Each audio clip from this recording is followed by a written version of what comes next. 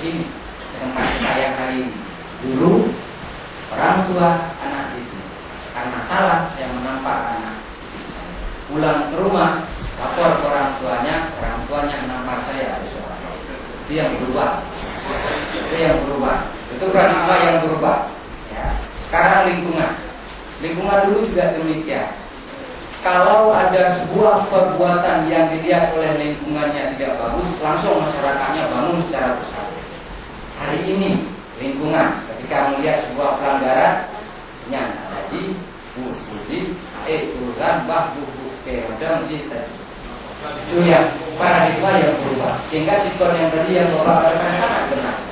Tidak salah. Paradigma ada. Nah, penyebabnya di situ pola asuh. Dulu urgensi kita, ketika kejadian anu kita, sangat berbeda dengan hari ini. Begitu juga guru-guru kita, zaman dengan pola didik sekarang itu sangat jauh berbeda. Secara tidak langsung, pola pembiasaan kedewasaan pernah terjadi di era orang tua kita yang hari ini tidak terjadi lagi. Disadari atau tidak?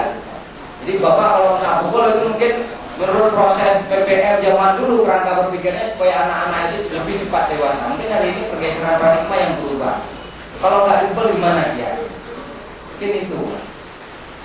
Hari ini kita mungkin nggak boleh mukul, tapi mengganti pemukulan yang dulu pernah terjadi untuk mendewasakan apa yang harus dilakukan? Kan itu yang harus menjadi pembelajaran yang harus dipahami oleh guru yang mendidik anak-anak kita. Termasuk anak saya yang nantinya bapak dan ibu yang mendidik. Jelaslah batasannya. Kalau kata dasar pada dari nabi. Ya Allah. Ada nabi.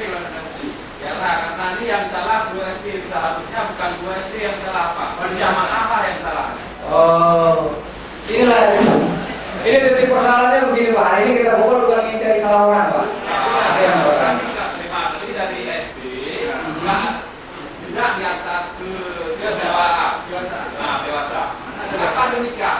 Karena di SD itu pada dasarnya anak-anak masih.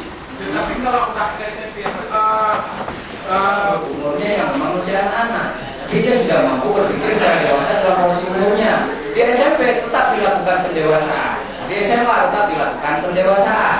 Jadi pendewasaan